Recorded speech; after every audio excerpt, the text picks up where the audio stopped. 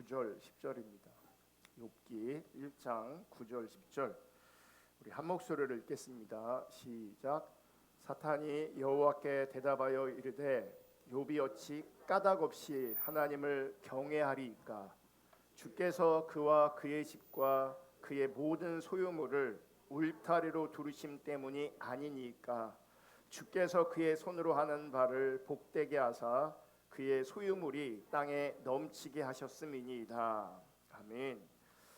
오늘은 참신앙인가 유사신앙인가 16번째 시간입니다. 오늘은 지난주에 이어서 나는 하나님을 사랑하는가 자기를 사랑하는가 라는 제목으로 하나님 말씀 나눌 때에 하나님의 은혜가 우리 모두 가운데 함께 할 수 있기를 축복하고, 특별히 하나님의 기준이 선명하게 비춰질 수 있기를 주님의 이름으로 축복합니다. 나는 진짜 구원받았나 라는 책의 저자 가디너 스프링의 말처럼 하나님을 최고로 사랑하는 것이 회심한 마음의 결정적인 증거입니다. 그러니까 누가 진짜 신앙이냐, 누가 진짜 구원받았는가 라고 할 때에 회심의 증거는 하나님을 최고로 사랑하는 것입니다. 그럼 우리는 질문해야 합니다. 나는 하나님을 사랑하는가? 나는 하나님을 사랑하는가? 여러분, 내가 하나님을 사랑한다는 것은 내 입술의 고백이나 내 주장으로 검증되지 않습니다.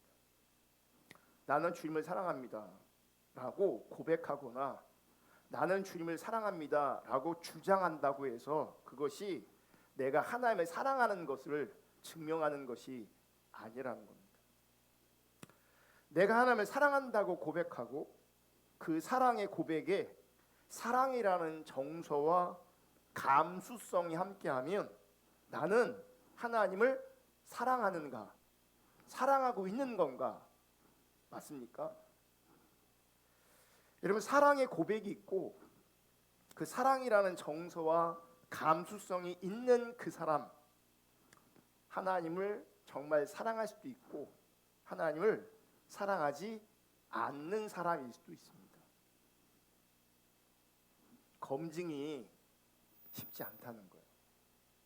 말로만, 주장으로만, 어떤 감정으로만 내가 하나님을 사랑한다는 것이 인정되지 않는다는 거죠. 그래서 사단은 욥이라는 사람을 통해서 하나님께 도전합니다. 하나님, 지금 당신이 욥이라는 사람의 신앙을, 욥이 하나님을 경외하는 것을, 혹은 욥이 하나님을 사랑하는 것을 칭찬하시는데 그건 다 이유가 있는 겁니다. 하나님께서 복을 주시고 하나님이 잘 살게 하시고 잘 되게 하시니 하나님을 경외하고 사랑하는 겁니다. 결국은 하나님 사랑하는 것이 아니라 자기를 사랑하는 거고, 자기를 사랑하는 그 자리에서 하나님을 사랑하고 경외하는 것입니다. 하나님이시기 때문에 사랑하는 것이 아니라 자기를 사랑하는 관점에서 자기에게 잘해주시니 하나님을 경외하고 사랑하는 거라는 겁니다. 그래서 이제 하나님의 허락하에 검증에 들어갑니다. 여러분, 이 검증은 참신앙이냐 유사신앙이냐, 진짜 신앙이냐 가짜 신앙이냐의 검증이기도 합니다. 그러니까 욥의 신앙이 욥을 검증하면서 욥이 참신앙이냐 거짓신앙이냐, 욥이 진짜냐 욥이 가짜냐, 이 검증이 같이 들어가는 거라고요. 여러분, 이 신앙의 검증으로 말미암아 욥의 자녀들이 한순간에 다 몰살당하는 일을 경험합니다. 아들이 7이었고 딸이 3이었는데 한꺼번에 죽습니다. 건물이 무너져서. 재산도 모두 잃어버립니다. 이때 망하고 재산도 다 잃고 자녀들도 다 죽고, 이때 이 상황에 욥은 이렇게 고백합니다. 욥기 1장 21절. 이르되 내가 모태에서 알몸으로 나왔사온즉 또한 알몸으로 그리로 돌아가올지라. 주시니도 여호와시요 거두시니도 여호와시오니 여호와의 이름이 찬송을 받으실지니다 하고. 욥이 당한 엄청난 고난, 상상할 수도 없는 고통 앞에서 주신 이도 여호와시요 거두신 이도 여호와십니다 라고 하면서 도리어 하나님을 찬양하고 있습니다. 욥은 범죄하지 않았습니다. 22절 보시면 욥이 범죄하지 않았다는 것은 하나님을 원망하지 않았다는 겁니다. 자, 1장 22절을 한번 다 같이 읽겠습니다. 시작. 이 모든 일에 욥이 범죄하지 아니하고 하나님을 향하여 원망하지 아니하니라. 자식들이 다 죽고 재산을 다 잃었는데 욥은 원망하지 않았답니다. 말씀을 보시면 범죄하지 않았다, 원망하지 않았다. 원망하는 것이 뭐가 되는 겁니까? 죄가 되는 겁니다. 욥은 범죄하지 않았습니다. 사탄은 포기하지 않고 다시금 하나님께 요청합니다. 욥기 2장 5절입니다. 이제 주의 손을 펴서 그의 뼈와 살을 치소서. 그리하시면 틀림없이 주를 향하여 욕하지 않겠나이까. 하나님을 저주할 겁니다. 사탄의 이 말도 허용됩니다.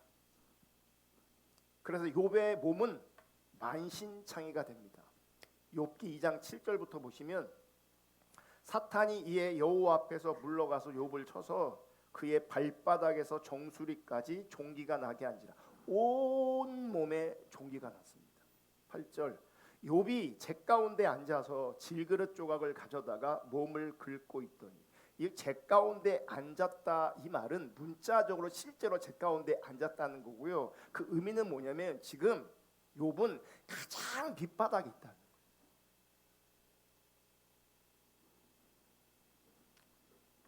비참한 상태가 되었습니다. 자식도 잃어버리고 재산도 잃어버리고 건강마저 잃어버렸습니다. 이때 보다 못한 욥의 아내가 욥에게 이렇게 말합니다. 욥기 2장 9절. 그의 아내가 그에게 이르되 당신이 그래도 자기의 온전함을 굳게 지키느냐? 하나님을 욕하고 죽어라. 이 욕하라는 말, 하나님을 욕하라는 말은 뭐냐면 하나님을 저주하라는 얘기예요. 지금 사단이 뭘 원하는 거냐면, 지금 욥이 하나님을 경외하고 사랑하는 것은 이유가 있다. 하나님이 잘해 주시니까 그렇다는 거죠. 만약 그래서 잘 안 해주시면 욥이 하나님을 욕할 거다, 욥이 하나님을 저주할 거다, 그렇게 말하는 거예요. 지금 욥의 아내도 하나님을 욕하고 죽어라, 이렇게 얘기하고 있습니다. 여러분, 우리는 욥이 주인공이기 때문에 욥을 주목한 나머지 욥의 아내를 놓치는 경향이 있습니다. 이 9절의 말씀을 읽으면서 우리는 욥의 아내를 부정적으로 인식합니다. 욥에게 하나님을 욕하고 죽으라고 말했기 때문에. 근데 여러분 생각해 보세요. 욥의 아내도 남편과 함께 자식을 잃은 상실감이 있습니다. 욥만 잃은 게 아니라 아내도 함께 자식을 잃은 거죠. 욥만 재산을 다 잃은 것이 아니라 아내도 함께 잃은 겁니다. 그 고통과 슬픔을 욥의 아내도 함께 겪은 것입니다. 욥의 아내도 처음에는 잘 견딘 것 같습니다. 그런데 남편이 온 놈의 종기가 나고 제 가운데 앉아서 긁고 있단 말이에요. 질그릇으로. 그걸 보면서 결국 욥의 아내는 터진 겁니다. 견디다가 터진 겁니다. 여러분, 누가 이 욥의 아내를 정죄할 수 있겠습니까? 그럼 욥의 아내를 아무도 정죄할 수 없다고 저는 생각합니다. 사실 욥의 아내는 지금 믿음 있어 보이는 욥 때문에 안 해도 되는 고생을 하고 있는 겁니다. 욥 때문에 함께 이런 고통을 당하고 있는 거잖아요. 자기 남편 때문에 함께 이런 고난을 받고 있는 거잖아요. 여러분, 우리는 욥기의 결말을 압니다. 욥기의 결말을 보시면 해피엔딩입니다. 하나님께서는 욥의 삶을 아름답게 다시 회복하십니다. 그러면서 아들 7과 딸 3을 주십니다. 그러니까 온전한 회복을 말하는 거예요. 성경을 보면 손주도 언급되고 있습니다. 여러분, 회복된 이 욥의 삶에 누가 옆에 있습니까? 성경은요, 욥의 아내를 언급하고 있지는 않습니다. 하지만 회복된 욥의 삶에 옆에 누가 있냐면 아내가 있습니다. 아내가 있으니 아들을 낳고 딸을 낳는 거잖아요. 저는 어렸을 때 목사님의 설교를 들으면서 욥의 아내가 나쁜 여자인 줄 알았어요. 욕하고 죽으라고 했기 때문에. 그리고 욥의 아내가 그러고 욥을 떠난 줄 알았어요. 아닙니다.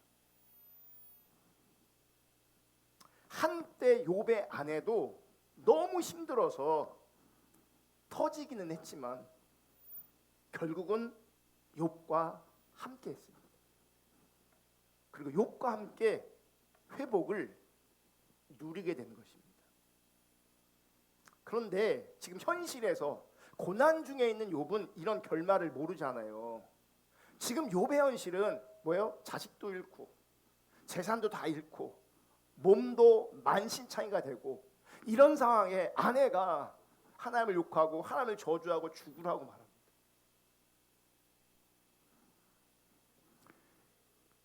이 아내에게 욥이 이렇게 얘기합니다. 2장 10절. 그가 이르되 그대의 말이 한 어리석은 여자의 말 같도다. 품위가 있어요. 몸은 만신창인데 그대의 말이 한 어리석은 여자와 같도다. 이런 품위가 있어야 된다고요. 어쨌든 우리가 하나님께 복을 받았은즉 화도 받지 아니하겠느냐 하고 이 모든 일에 욥이 입술로 범죄하지 아니하니라. 뭐요? 원망하지 않았다. 하나님을 욕하지 않았다. 하나님을 저주하지 않았다. 주신 자도 여호와시고 가져가신 분도 하나님이시다. 그리고 하나님께 복을 받았은즉 하나님께 화도 받을 수 있다라고 하면서 입술로 범죄하지 않았습니다. 여러분, 이러한 욥의 고백을 통해서 욥은 지금 자신이 하나님을 경외하는 것이 하나님을 통해서 혹은 신앙이라는 것을 통해서 어떤 이득을 얻어보려는 이기적 자기 사랑이 아니라는 것을 보여주고 있는 거예요. 그래서 하나님이 주실 수도 있지만 가져갈 수도 있고 하나님이 복을 줄 수도 있지만 하나님이 나에게 화도 줄 수 있다라고 말하는 것을 통해서 지금 욥은 자기 중심적인 자리에서 자기를 사랑하는 자리에서 신앙생활을 하고 있는 것이 아니라는 것을 보여주고 있습니다. 어떤 분은 아직 욥의 고난이 깊지 않아서 그렇게 말하는 것이라고, 아직은 견딜만 해서 이렇게 말하는 거라고 그렇게 생각할지 모르겠습니다. 그렇지 않습니다. 욥은 지금 견딜만하지 않습니다. 사실 욥이 당한 고난을 가지고 견딜만하다, 어떻게 그렇게 말할 수 있겠습니까? 욥도요 지금 견딜 수 없을 만큼 힘들었습니다. 고통스럽습니다. 말로 표현할 수가 없습니다. 그리고 욥기를 읽어보면 알겠지만 욥의 고민과 고뇌도 깊었습니다. 말로는 범죄하지 않았지만 하나님이 이해되지 않았습니다. 욥기 42장 2절부터 6절을 보시면 욥이 이렇게 말합니다. 1절, 욥이 야훼께 대답하였다. 공동 번역입니다. 2절, 알았습니다. 당신께서는 못하실 일이 없으십니다. 계획하신 일은 무엇인지 이루십니다. 3절, 부질없는 말로 당신의 뜻을 가린 자, 그것은 바로 저였습니다. 이 머리로는 헤아릴 수 없는 신비한 일들을 영문도 모르면서 짓거렸습니다. 4절, 당신께서는 말씀하셨습니다. 이제 들어라, 내가 말하겠다. 내가 물을 터이니 알거든 대답하여라. 당신께서 어떤 분이시라는 것을 소문으로 겨우 들었었는데 이제 저는 이 눈으로 당신을 배웠습니다. 그 고난을 겪으면서 지나가면서 번뇌하고 고민하면서 질문하면서 이제 뭐야? 주님을, 하나님을 직접 눈으로 보게 되었다라고 말해요. 어제까지는 귀로 들은 것인데 이제는 내가 눈으로 보았다.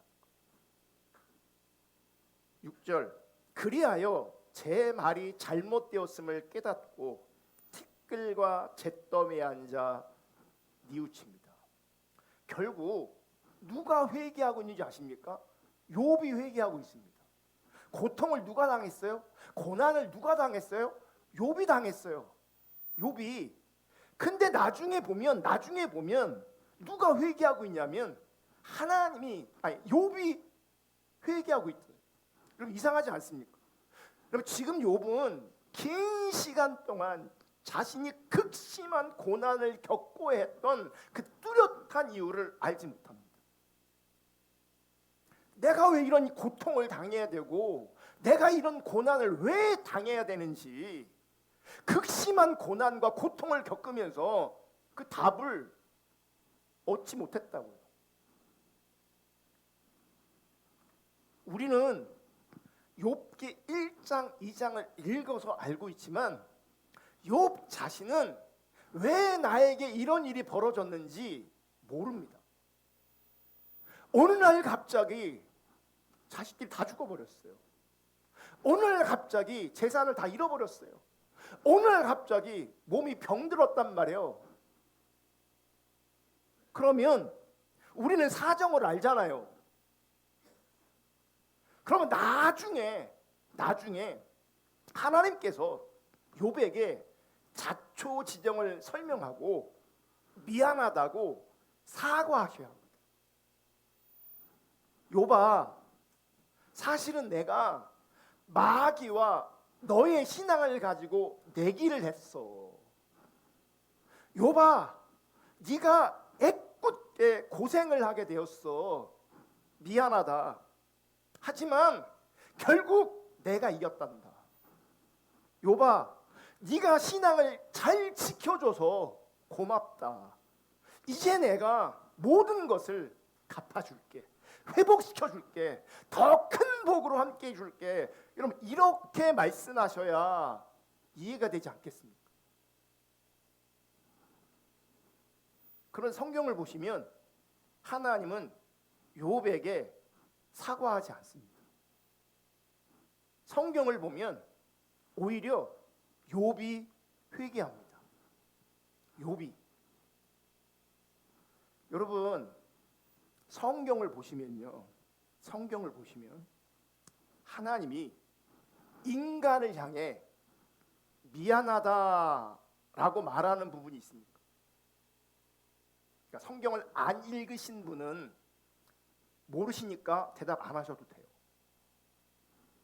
만약 성경을 읽으신 분이 있다면, 그것도 여러 번 읽으신 분이 있다면, 하나님이 인간에게 미안하다라고 말하는 부분이 있냐고요.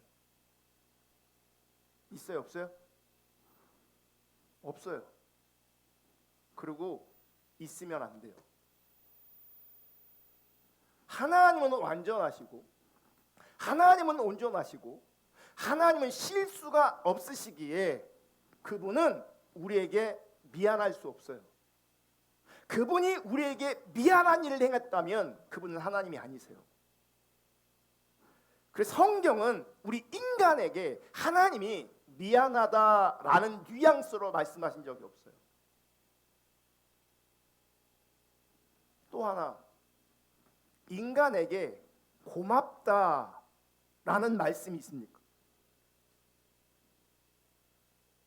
고맙다의 다른 말이 뭐예요? 감사하다는 거죠. 감사는요, 우리가 하나님께 하는 겁니다. 하나님께. 혹 내가 누군가에게 감사하다고 말할 수 있어요. 그건 내 윗사람이에요. 근데 친구나 혹은 내 자녀들에게, 그 어떤 사람들에게 감사하다라는 표현은 안 하지만 대신 고맙다라고 말할 수 있어요. 그렇죠. 하나님이 우리 인간에게 고맙다라고 말씀하시는 부분이 성경에 있냐고요. 이거 우리한테 감사하다는 얘기잖아요. 고맙다. 하나님이 인간을 향해서 고맙고 감사한 일은 없습니다. 우리가 하나님 앞에 감사하는 거예요. 아멘.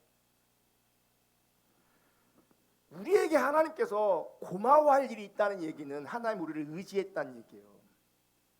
하나님이 우리의 도움을 받았다는 얘기예요. 하나님은 우리의 도움이 필요한 분이 아니에요. 하나님은 우리를 의지하시는 분이 아니에요. 만약 그분이 우리의 도움이 필요하고 만약 그분이 우리를 의지한다면 그분은 하나님이 아니에요.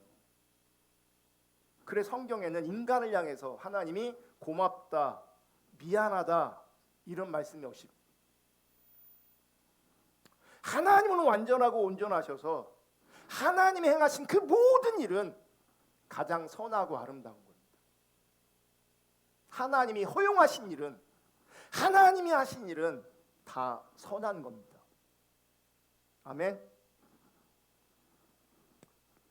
욥이 이렇게 회개합니다.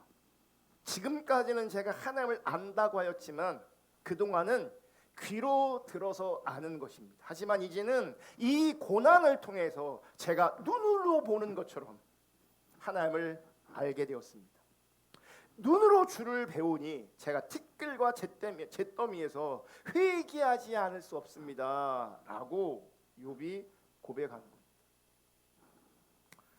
여러분, 지금 이 욥의 고백이 바로 참신앙과 유사신앙의 시금석인 걸 아셔야 합니다. 진짜냐 가짜냐가 여기서 나누어집니다. 지금 욥이 하고 있는 이 말을 이해하고 받아들이고 심지어 은혜롭기까지 여긴다면 그것이 참된 신앙입니다. 그것이. 여러분, 욥은 극단적으로 극심한 고난 속에서 입술로 범죄하지 않았습니다. 노골적으로 하나님을 원망하지도 않았습니다. 하지만 욥도 하나님이 이해되지 않았습니다. 하나님이 이해되지 않았다고. 하나님을 이해할 수가 없는 거죠. 왜요? 아무리 돌아봐도 자신이 이렇게 극심한 고난을 당할 이유를 못 찾겠는 거예요.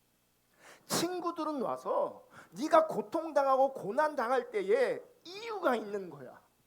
너를 돌아봐. 이유 없이 이런 일이 일어나지 않아. 아무리 돌아봐도 내가 이런 일을 겪을 이유가 욥은 찾지 못했던 거죠. 그러면서 욥이 발견한 게 뭔지 아십니까? 그러면서 욥이 인정한 게 뭔지 아십니까? 이 고난을 통해서 결국 욥은 하나님의 절대적 주권을 인정하게 된 겁니다. 하나님의 절대적 주권. 하나님의 절대적 주권을 인정하니 자신의 부족함과 연약함이 더 보이는 것입니다. 그래서 고난 전에는 하나님을 귀로만 듣고 알았는데 고난 후에는 하나님을 눈으로 보게 되었다. 무슨 말이냐? 하나님을 더 깊게, 하나님을 더 실제적으로 알게 되었다는 겁니다. 저도 인생 살면서 신앙생활하면서 그리고 목회하면서 내가 왜 이런 일을 겪어야 되는지 의문이 들 때가 정말 많았습니다. 여러분이 저를 얼마나 아시는지 모르겠지만 저는 어렸을 때부터 의도적으로 누군가를 해코지하거나 힘들게 한 적이 없습니다. 의도적으로 범죄한 적도 없습니다. 제가 그런 주변머리가 안 됩니다. 누군가를 힘들게 하는 사람들 가만히 보면요, 힘 있는 사람들이에요. 힘이 있으니 장난도 치고 그 장난이 과해지니 그 사람이 어렵고 힘든 거거든요. 힘이 없으면요, 장난치다가 도리어 한 대 맞아요. 제가 힘이 있지 않거든요. 그러니까 제가 살 길을 찾는 것 중에 하나가 뭐냐면 그냥 얌전히 있는 게 가장 안전한 거예요. 가만히 있는 게 가장 안전한 거예요. 이거를 저는 일찍이 깨달았어요. 일찍이. 왜요? 내가 힘이 없어요. 내가 잘나지 않았어요. 내가 똑똑하지 않아요. 내가 능력이 없어요. 그러면 가만히 있는 게, 얌전히 있는 게 여러분 가장 안전합니다. 가장. 저는 이거를 일찍이 깨달았다니까요.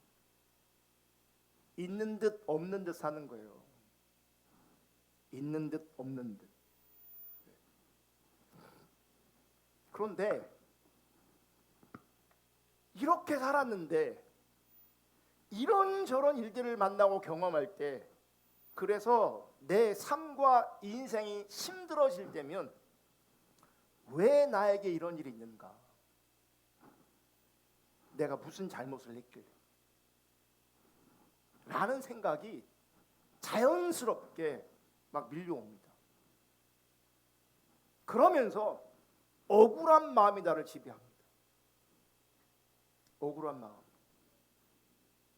그런데 신앙생활하면서 왜 그런 일이 나에게 생겼는지가 아니라 하나님의 주권 아래서 어떤 일이든 무슨 일이든 일어날 수 있음을 알게 됐습니다.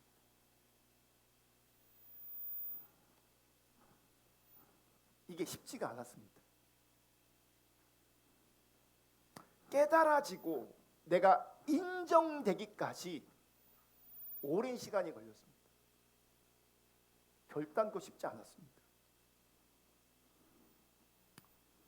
여러분, 하나님의 주권이, 하나님의 왕권이 인정돼야 하나님이 나에게 하나님이신 겁니다. 하나님이 나에게 하나님이셔야 하나님을 경외하는 것이 실제가 됩니다. 하나님을 사랑하는 것이 실제가 됩니다. 욥기 42장 4절 다 같이 읽어볼게요. 시작. 당신께서는 말씀하셨습니다. 이제 들어라. 내가 말하겠다. 내가 물을 터이니 알거든 대답하여라. 그럼 개역 개정은요, 스크린에 안 나오는데 이렇게 말해요. 내가 말하겠사오니 주는 들으시고 내가 주께 묻겠사오니 주여 내게 알게 하옵소서. 그럼 뉘앙스가 지금 완전히 달라요. 지금 공동 번역은, 새 번역은, 쉬운 성경은, 현대어 성경은 똑같은 뉘앙스예요. 당신께서는 말씀하셨습니다. 이제 들어라. 내가 말하겠다. 내가 물을 터이니 알거든 네가 대답해라. 근데 개역 개정은 내가 말하겠사오니 주는 들으시고 내가 주께 묻겠사오니 주여 내게 알게 하옵소서 이렇게 말해요. 그럼 뭐가 맞는 거냐? 둘 다 맞을 수 있어요. 둘 다. 이런 번역이 둘 다 맞아요. 이렇게도 번역될 수 있고 이렇게도 번역될 수 있어요. 그래서 때로는 어떤 부분은 성경이 어려운 거예요. 근데 문맥에서 보면 이게 맞아요. 이제 들어라. 내가 말하겠다. 내가 물을 터이니 알거든 대답하여라. 여러분, 우리가 하나님께 물을 수 있습니다. 그리고 하나님께 배워야 합니다. 단 겸손하게 물어야 되고 겸손하게 배워야 합니다. 아멘. 하지만 본질적으로 우리는 하나님께 묻는 존재가 아니라 들어야 하는 존재입니다. 하나님의 물음에 대답해야 되는 존재입니다.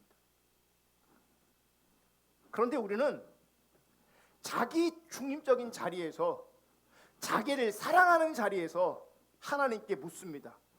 그리고 불편한 마음을 가지고 묻습니다. 왜 나에게 이렇게 하십니까? 왜 내가 원하는 것을 안 들어주십니까? 왜 그때 나를 막지 않으셨습니까?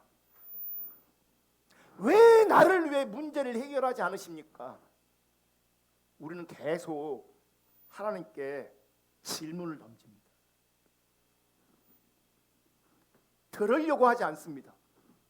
계속해서 불편한 마음을 가지고 묻고 따지고 있습니다.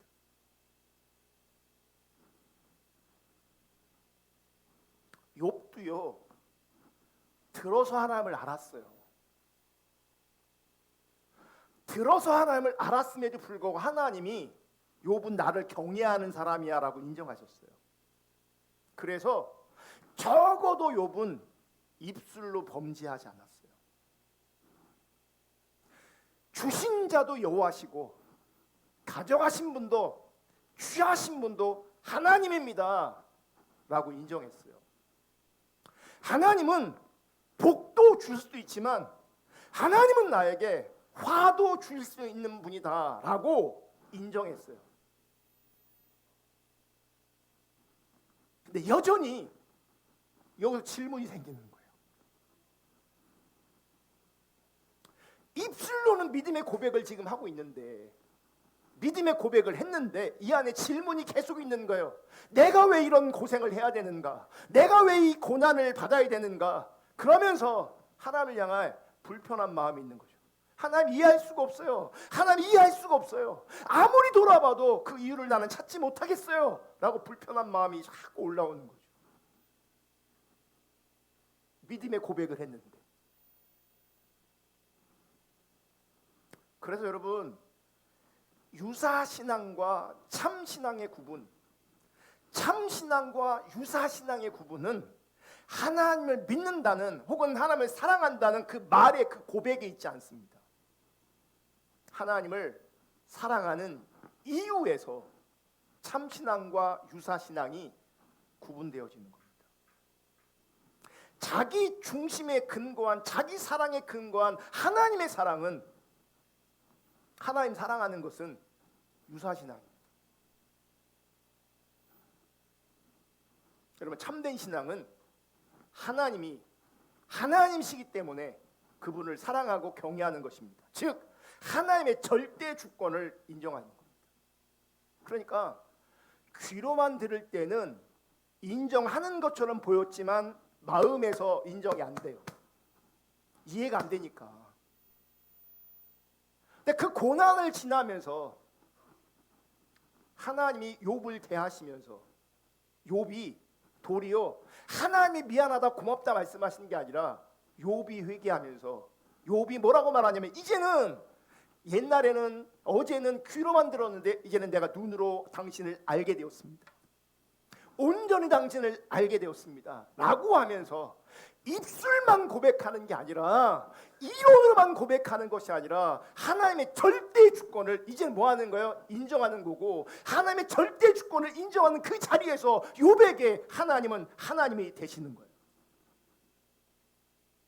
그 하나님 앞에서 내가 그분을 제대로 인정하지 못한 연약함이, 부끄러움이 온전하게 드러나게 됐고, 그래서 잿더미에서 욥은 회개하는 겁니다. 그래서 여러분, 참된 신앙에는 근본적인 불만이나 원망이 자리할 수 없습니다. 참된 신앙에는 하나님이 행하신 모든 것이 다 선이기 때문에, 하나님은 하나님이시고 우리의 왕이시기 때문에, 그분은 절대 주권자이시기 때문에, 그분이 주시든 가져가시든 복을 주시든 화를 주시든 그분은 하나님이십니다. 이게 인정될 수 있기를 주님의 이름으로 축복합니다. 내가 주님을 사랑하는 이유는 그분이 은혜를 주시고 복을 주시고 잘해주시고 위로하시고 격려하시고 그래서가 아니에요. 내가 그분을 사랑하는 이유는 그분이 나에게 하나님이시기 때문에 그래요. 그분이 나에게 왕이시기 때문에 그래요. 그러면 그분은 욥에게 행하셨던 것처럼 우리에게도 행하실 수 있어요. 우리에게 그렇게 안 하신 게 감사할 뿐이에요. 얼마든지 우리에게도 이런 일이 벌어질 수 있어요. 얼마든지. 우리는요, 조금만 아파도 하나님 왜 나한테, 조금만 일이 안 풀려도 하나님이 왜 나한테. 그분은 하나님이 그분에게 하나님이 아니에요. 그건 믿음이 아니에요. 그건 신앙이 아니에요.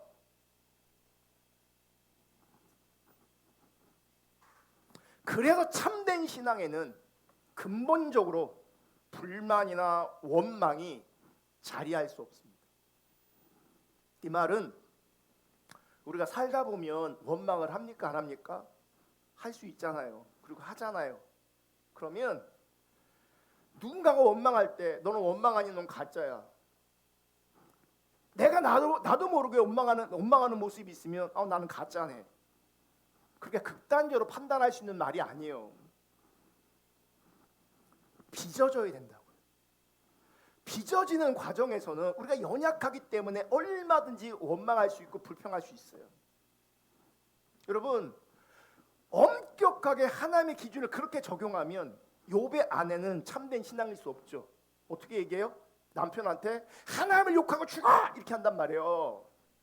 근데 그것도 너무 힘들고 너무 낙심되고 너무 어려운 나머지 참다 터진 거란 말이에요. 하지만 욥의 아내를 보면 그는 그렇게 말했지만 욥도 돌이킨 것처럼 욥의 아내도 분명히 돌이켰을 겁니다. 원망했지만 하나님께서 그를 회복하셨다라고 하는 것은 우리에게 위로가 되고 힘이 됩니다. 지금 하나님께서 우리 가운데 하고 싶은 말은 이겁니다. 우리가 어쩌다 연약해서 그럴 수는 있지만 일상적으로 원망이 불평이 우리 가운데 실제가 된다면, 일상에서 자주 원망하고 불평하는 자리에 있다면 그것은 믿음이 아니라는 거예요. 그게 하나님을 향해 있든 다른 사람을 향하든. 여러분, 이 원망이라는 게 굉장히 심각한 겁니다. 이 불평이라는 것이 굉장히 심각한 겁니다. 성경에 보면 원망이라는 단어가 등장하는 여러 곳에서 이 원망은 하나님의 심판과 직결되어 있는 것을 발견합니다. 고린도전서 10장 10절 다 같이 읽습니다. 시작. 그들 가운데 어떤 사람들이 원망하다가 멸망시키는 자에게 멸망하였나니 너희는 그들과 같이 원망하지 말라. 지금 사도 바울이 누구 얘기하고 있냐면 광야 이스라엘 백성들을 향해서 이렇게 얘기하고 있는 거예요. 여러분 보세요. 이스라엘 백성들이 홍해 앞에서 원망합니까? 안 합니까?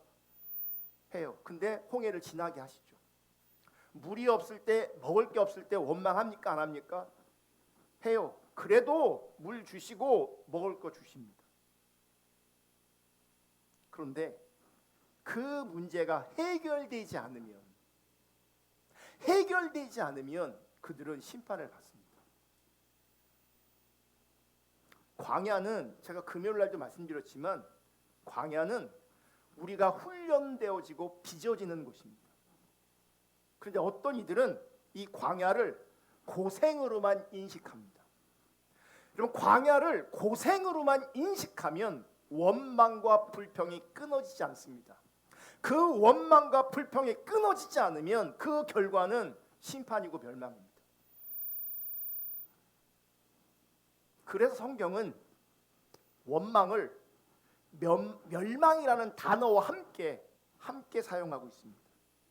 이스라엘 백성들이, 광야 이스라엘 백성들이 원망하다가 멸망했대요. 원망하다가. 야고보서 5장 9절 다 같이 읽습니다. 시작. 형제들아 서로 원망하지 말라. 그리하여야 심판을 멸하리라. 보라, 심판주가 문 밖에서 계시니라. 원망하지 말래요. 이유가 뭐예요? 심판을 면한대요. 이 얘기 뭐지? 원망하면 심판당한대요. 심판. 유다서 1장 15절.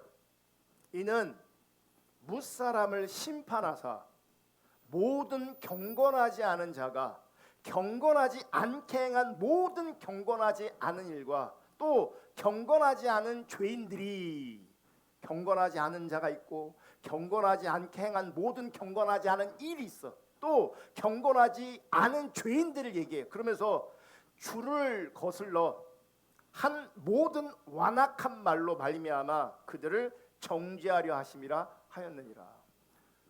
주를 거슬러서 한 모든 완악한 말, 이 완악한 말이 뭐예요? 무례하고 거친 말이에요. 이러면 경건하지 않은 사람들은요, 그 말이 완악하게 돼 있고 무례하게 돼 있고 거칠게 돼 있어요. 왠지 아십니까? 하나님이 없기 때문에 그래요. 제가 지난주 금요일 날 설교 시간이 없어서 그 부분을 아예 뺐는데요. 여러분, 우리의 언어가 굉장히 중요합니다. 우리의 말이 굉장히 중요합니다. 내 말과 언어가 여러분 하나님 앞에 통치받아야 합니다. 하나님이 하나님 되신다는 그 말은 하나님 앞에서 내 언어가, 내 입술의 고백이 다스림을 받아야 돼요. 근데 경건치 않은 사람들의 특징이 뭔지 아십니까? 그리고 하나님 뭘 심판하는지 아십니까? 주를 거슬러, 이게 뭐예요? 하나님 뜻이 아니에요. 주를 거슬러 한 완악한 말로 말미암아 그들을 정죄할 것이다. 주를 거슬러서 하나님의 뜻에 반하는 완악한 말 심판받을 것이다. 정죄할 것이다. 이렇게 말하고 있어요. 그러면서 16절, 이 사람들은 완악한 말을 하는 사람들, 무례하고 거친 말을 하는 사람들, 주를 거스르는 사람들, 이 사람들이 어떤 사람들이냐? 16절, 이 사람들은 원망하는 자며 불말을 토하는 자며 그 정욕대로 행하는 자라. 그 입으로 자랑하는 말을 하며 이익을 위하여 아첨하느니라. 봐요, 뭐가 따라오는지 아십니까? 그 안에 원망이 따라옵니다. 완악한 말을 하는 사람, 입이 거친 사람, 무례한 사람들은 왜 그러냐? 그 안에 원망이 있는 거예요.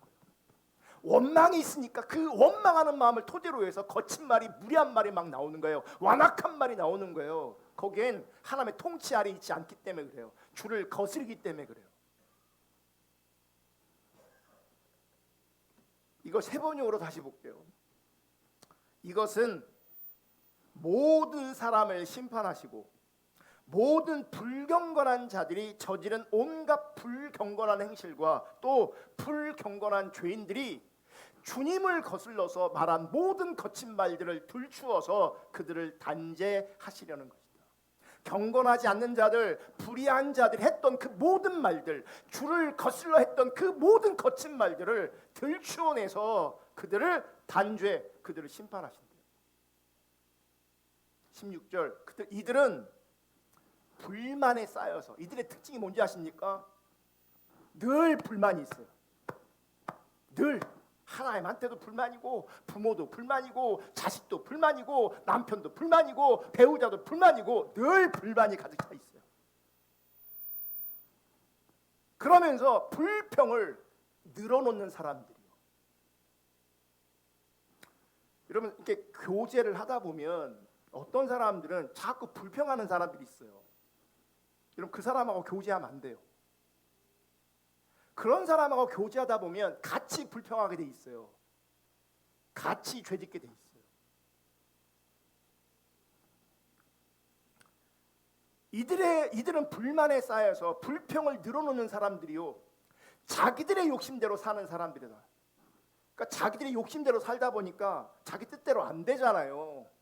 자기 뜻대로 안 되니까 불만이 쌓이잖아요. 원망이 되잖아요. 그러니까 말이 거칠어지는 거예요. 말이 무례해지는 거예요. 말이 완악해지는 거예요.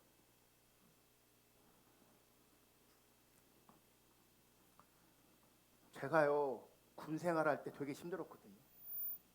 관계 때문에도 되게 힘들고 진짜 많이, 몸은 편한 곳에 있었는데 마음은 되게 불편했어요. 제대하고 거기는 1년에 한 번씩 제대한 분들 초청해서 매년 예배 드리는 때가 있거든요. 그러니까 제가 목사니까 거기 군종병이었으니까 초청받아서 제가 참여도 했지만 그 설교도 했어요. 그 당시 있었던 청년이 저를 기억하면서 그러는 거예요. 밥 먹으면서 우리 강군종님 그때 있으면서 늘 시부렁 대요. 늘 힘드니까, 어려우니까 여기서 힘들다 나도 인식하는 못하는 자리에서 막 뱉어진 거예요. 나를 그렇게 인식하는 거예요. 제가 깜짝 놀랐어요.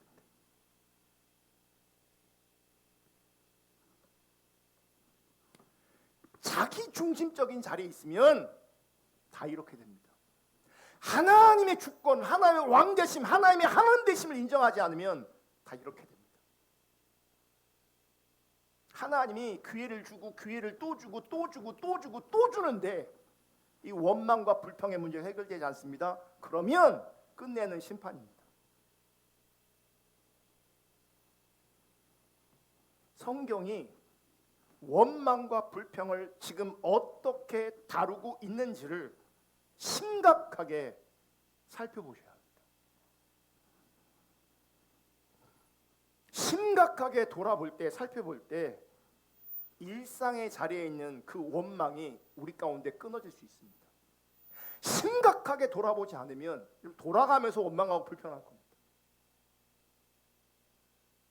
자기 중심이 강한 사람들, 하나님을 경외하고 하나님을 사랑하지 않는 사람들은 여전히 자기 중심적인 자리에 있기 때문에 자기 마음에 드는 게 없거든요. 그럼 또 나오는 거예요.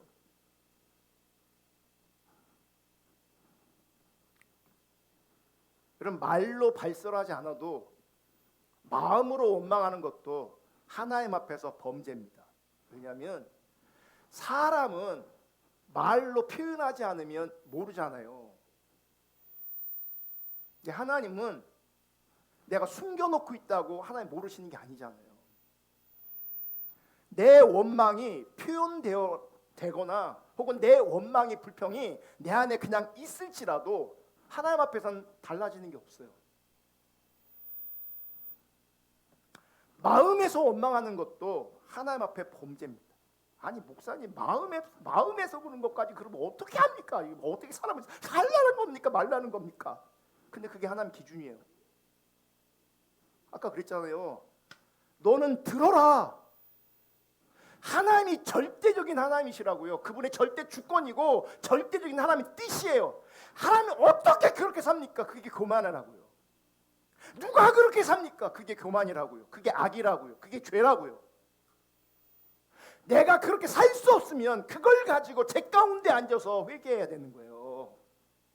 하나님의 기준을 끌어내리는 게 아니라 내가 회개해야 된다. 성경은 마음에서 음란한 생각을 해도 그게 간음이래요.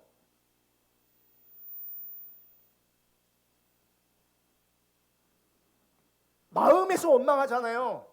그거 하나님 앞에 범죄하는 거예요. 마음으로 원망하는 것도 죄라면 원망과 불평을 입 밖으로 냈을 때는 더 분명한 불순종의 죄가 되는 거죠. 여러분, 자기를 위해서 신앙생활을 하고 자기를 위해서 하나님을 사랑한다고 하면 신앙생활이 하나님을 사랑하는 것이 나에게 유익을 주지 않거나 더 나아가 나를 불편하게 하거나 나를 힘들게 하면 이해할 수 없는 일들을 직면하게 되면 반드시 원망하고 불평하게 됩니다. 반드시. 나는 그렇게 원하지 않아. 근데 그렇게 돼요. 왜냐하면 내 상태에서 그렇게 되기 때문에. 그럼 반드시 인식하시고 기억하시기를 주님의 이름으로 축복하는데, 불평과 원망은 결국 내가 하나님을 경외하지 않음을 내 스스로 증명하고 있는 겁니다. 불평과 원망은 결국 내가 하나님을 사랑하지 않는다는 것을 내 스스로 증명하고 있는 겁니다. 여러분, 불평과 원망은 순전하게 하나님을 경외하는 것이 아니라, 순전하게 하나님을 사랑하는 것이 아니라 결국은 하나님보다 자기를 사랑한다는 것을 스스로 증명하고 있는 거고, 결국은 욥을 시험했던 그 사탄의 말이 적어도 여러분에게 혹은 나에게 증명되는 겁니다. 하나님, 욥이요, 하나님 잘해주니까 지금 경외하는 거예요. 잘 안 해주면 욕하고 저주할 거예요. 내가 불평하고 원망하잖아요. 그 사단의 말이 정확하게 나한테는 맞는 거예요.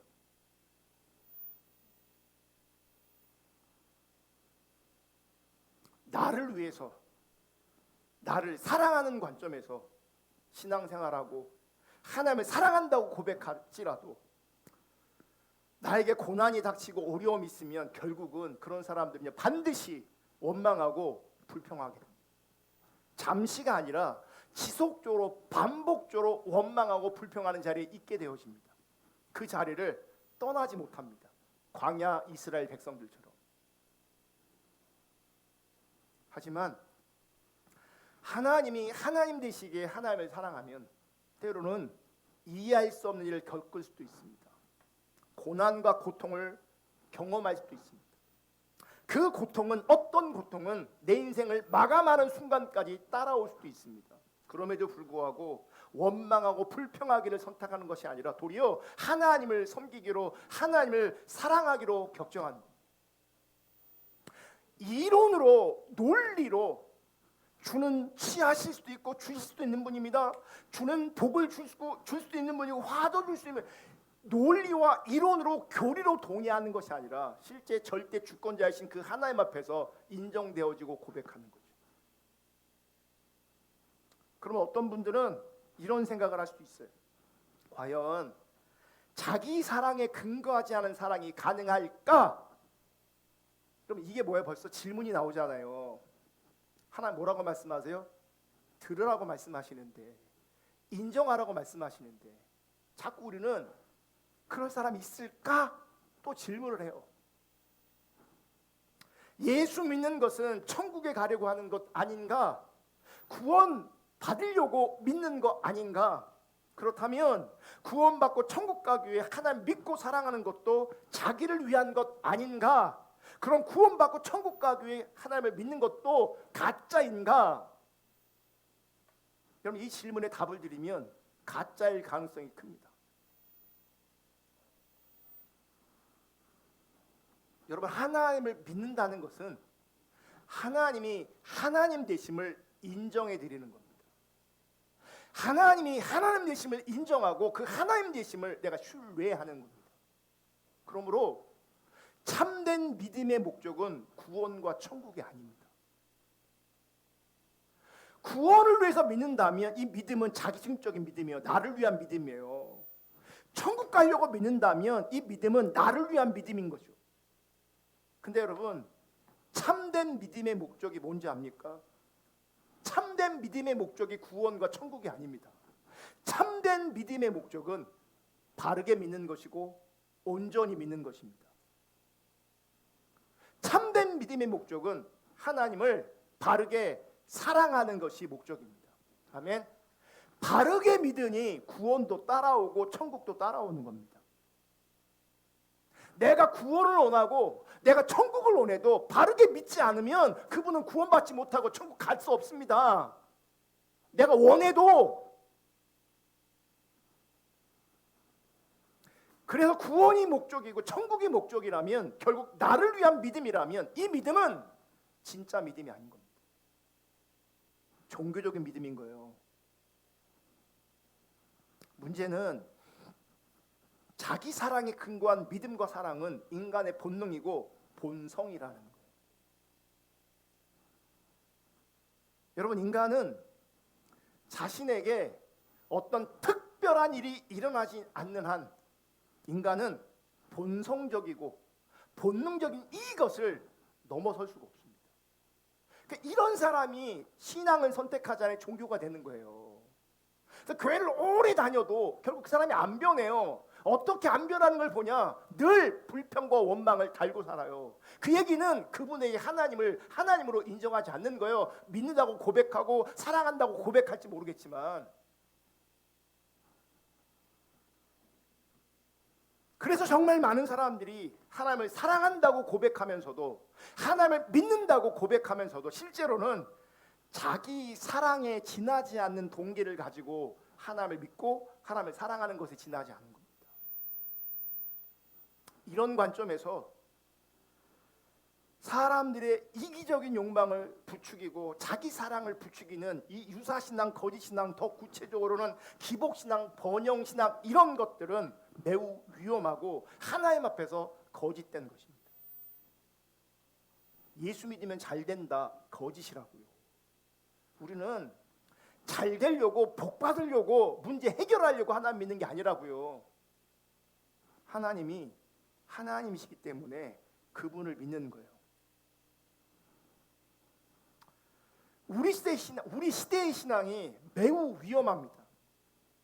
그 위험한 신앙에 우리가 노출되어 있습니다. 제가 지난 시간에도 언급했지만, 하나님이시기에 하나님을 사랑하는 참된 신앙은 정말 소수입니다. 참된 신앙은 정말 소수입니다. 우리는 그 좁은 길을 걸으려고 하는 거예요. 그 좁은 길을 함께 걸어갈 수 있기를 주님의 이름으로 축복합니다. 다음 주에 이어서 나누겠습니다. 우리 찬양하고 기도하겠습니다. 삶의 작은 일에도 이 찬양 부를 건데요, 제가 이 찬양을 선택한 이유 중에 하나는 좁은 길로 가기를 원한다는 이 고백이 있기 때문에 그래요. 여러분, 내가 원하는 길 아니고요, 하나님이 원하시는 그 좁은 길을 가는 게 참된 신앙이에요.